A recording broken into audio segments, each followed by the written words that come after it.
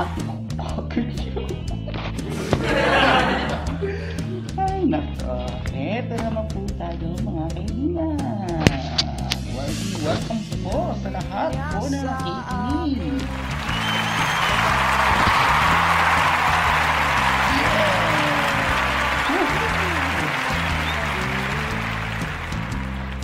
Morning! Kung tama bang oras niyo, dito tanghali na. Salamat po sa lahat na nakikinig ngayon. Ano po masasabi ko? Medyo kagigising lang po ang kaibigan. So, recently, tapos yesterday, ay napag-usapan natin ang top 10 na movies of Filipino classic movies. So, about classic movies na mga kaibigan. And then, meron pa tiyatating top 10 na uubos na naman tayo ng oras. Sa panibagong 15 minutos naman po itong uubunin natin. So, 3 months to go na naman po tayo. At maraming salamat po pala sa mga nakikinig ngayon at sa mga tumakikinig at nakaroon tayo ng mahataas na rating. And wow, ang ko pala no. Di ko pa ito kabisado kung ano ba? Ito mo palapakan isang well,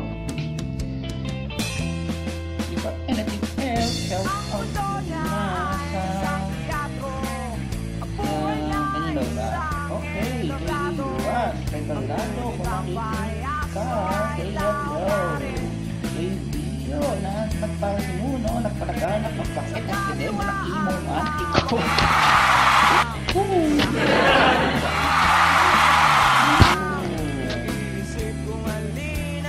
Patawag sa fans ko. Fans ka? So, supporters na lang. I love you all. I love you. Well, anyway, moving on. So, ito naman ang aking first opening song. That was Azio, nababaliw na ang payaso. So, hope you like that song.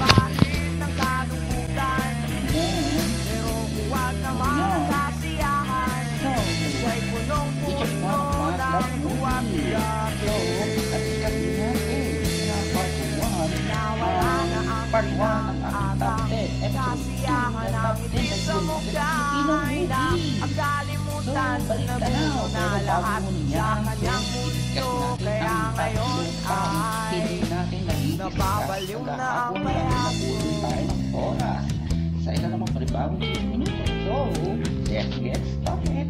Harder. Ito na po. Hoy, gising na ako.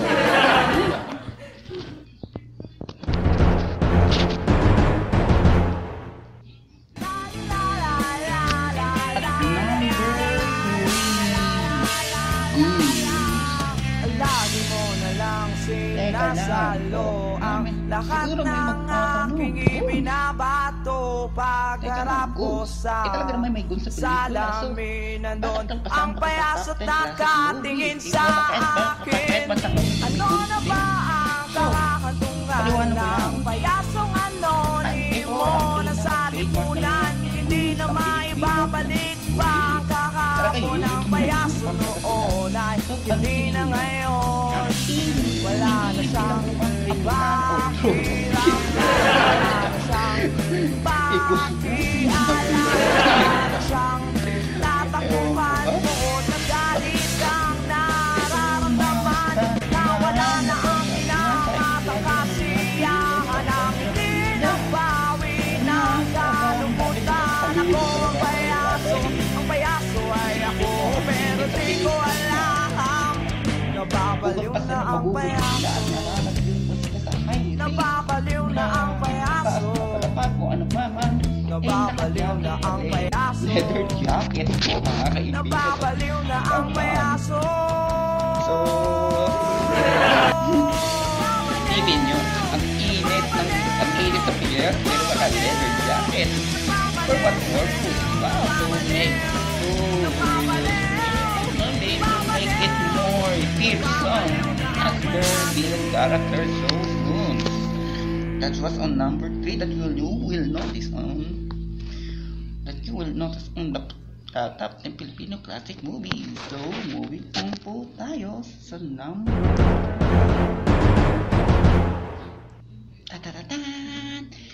2. Bida kontra bida action moment.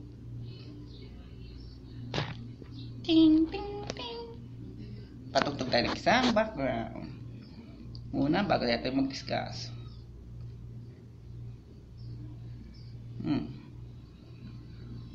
Well, anyway, highway. Tagal ng paano yata play? Okay, ito na. That was pelikula by Bob. So, bida kontra bida action moments. Ito ang pinang-paborito kong part at madalas napapansin nyo sigurado to sa Filipino classic movies, especially on action movies, action moment. For example, kontrabida. Okay, bida. So, hindi mo ako mapapatumba. Sumuko ka na, napapaligiran kita. Ito naman ang moment ng bida na. Hoy, kontrabida. Hindi mo ako mapapasubok. Alam ko tanga. Ano pinagsasabi mo? Napapaligiran mo ako. Tanga. Sabi naman ng kontrabida. Anong pinagsasabi mo? Bida. Napapaligiran ka na. Sabi naman ng bida. Kung paano mo ako mapapaligiran? Nag-iisang kang tanga. Yung mga ganun bang shit. So, ang haba na litaan niya bago sila magkabarilan, no? At syempre, in the end, naman, alam naman natin kung sino mananalo. So, mostly naman talaga naman ano ba yung, kasi ba yung sinasabi ko? Kape. Sabush na kayo. Please,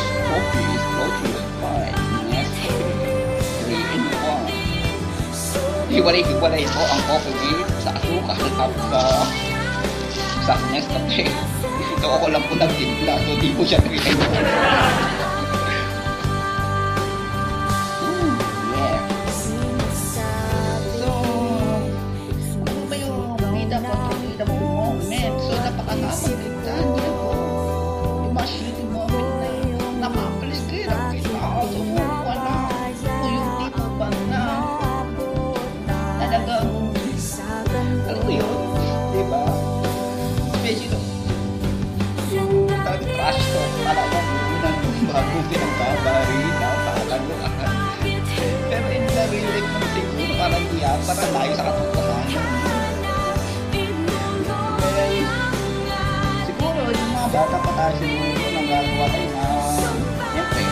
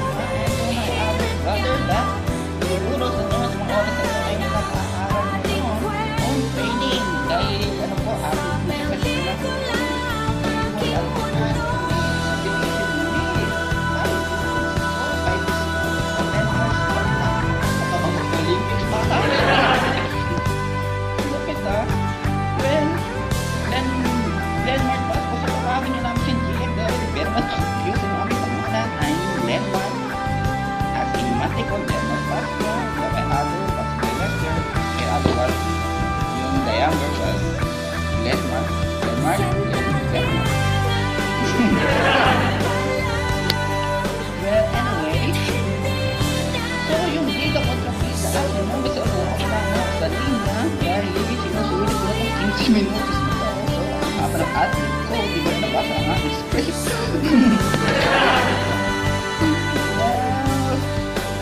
Yung pinaka-action moment. Teka nga lang muna, manahin ko muna.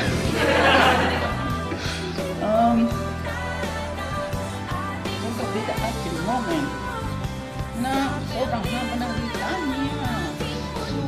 Bago magkabarila, pero usually madalas po ito hindi po talaga namamatay ang bida. So, napapansin ko lagi sa classic movies, kung hindi yung bida mamamatay yung kontrabida. But in the end, na mas napapaganda ang flavor, pero at the same time nagiging cheesy na rin. So nagiging cheesy na rin yung mga bawat extent ng classic movie, but at the same time that is all good days, man. So moving on po tayo sa number 1. Pero bago muna yan mga kaibigan, nawala na naman ang ating background.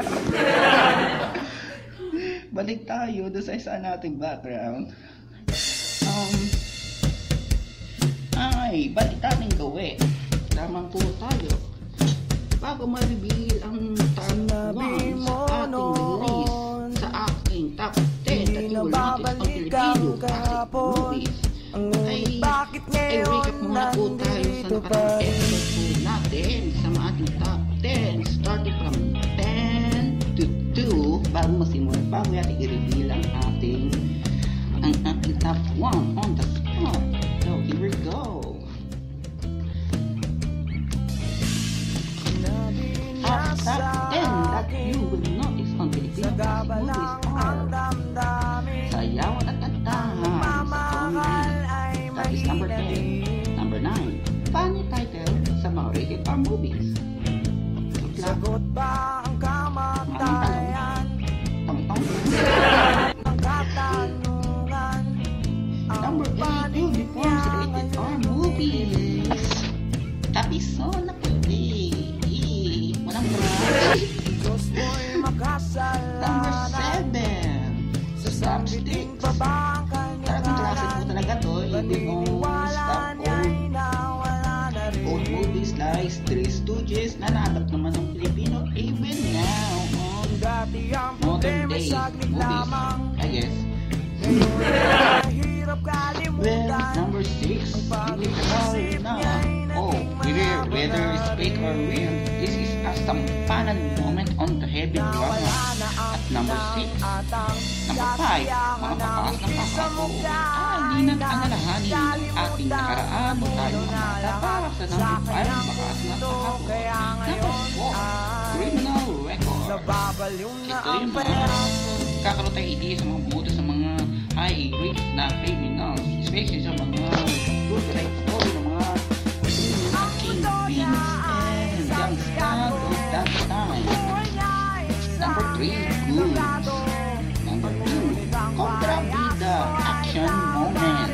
Kontrabida and kontrabida action moment, that is the right title for that. Yes, dear,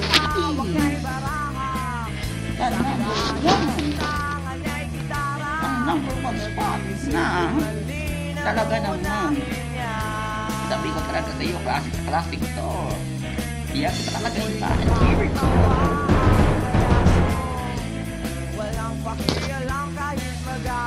Lake Sibarao. Sabi, huli man at magaling. At number 1, top 1 sa ating top 10 that you will notice ang classic movies. Laging Lake Sibarao. Yan talaga nasira talaga. Pasalamat pa kayo, hindi pa nagiging general si Chief Bardo de Rosa.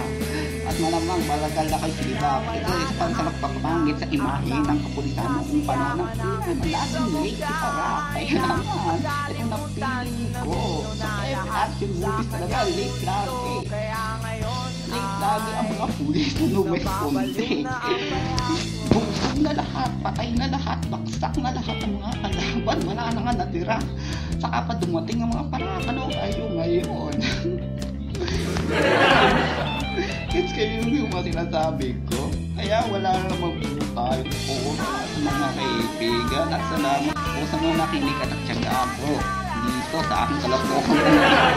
Well, see you later, alligator, and stay tuned for more. This is